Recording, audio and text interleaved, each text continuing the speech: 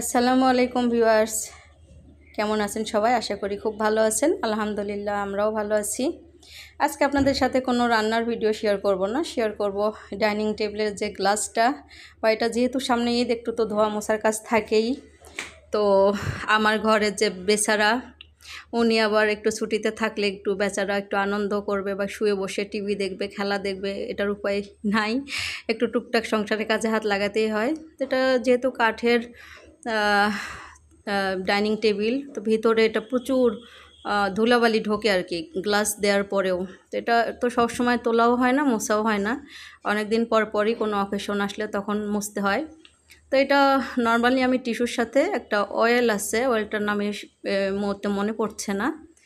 এটা বিভিন্ন রকম যে মোছা হয় ফার্নিচারে, ওদের থেকে আমি নিয়ে এটা কাঠের ফার্নিচারের জন্য আর কি। তো এটার কিন্তু বয়স প্রায় 7 বছর এই ডাইনিং টেবিলটা, তারপরেও আলহামদুলিল্লাহ এখনও এটা অনেকটাই নতুনের মতো।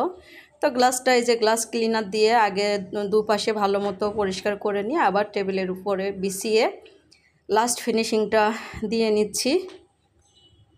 তারপর এটা হয়ে গেলে আমি উপরে আবার যে ডাইনিং টেবিলের যে প্লাস্টিকের যে পেপারগুলো, সাদা কাগজ, ওইটা দিব, কারণ ভিতরে প্রচুর পরিমাণে ধুলাবালি ঢোকে, যা একার পক্ষে এটা তোলাও সম্ভব না, মোছাও সম্ভব হয় না। আর পুরুষ মানুষ, তারা তো সবসময় এগুলো করতেও পছন্দ করে না। তো যাই হোক, দুজন মিলেই সুন্দর মতো করলাম। আর এই যে ফুলগুলো আমার, আর এই যে শোপিসগুলো আমি আবার এগুলো সুন্দর করে পরিষ্কার করে শুকিয়ে নেওয়ার পরে পলিথিনে মুড়ে রাখলাম, যাতে আবার এটা ঘন ঘন ধুলাবালি পড়ে আর কি ময়লা হয়ে যায়। তো যাই হোক, এই তো আমার গরিবের ছোটোখাটো সংসার, ছোটোখাটো আয়োজন। যদি ভালো লাগে লাইক, কমেন্ট, শেয়ার করবেন। তো বিদায় নিচ্ছি আপনাদের সুস্থতা কামনা করে। আল্লাহ হাফেজ।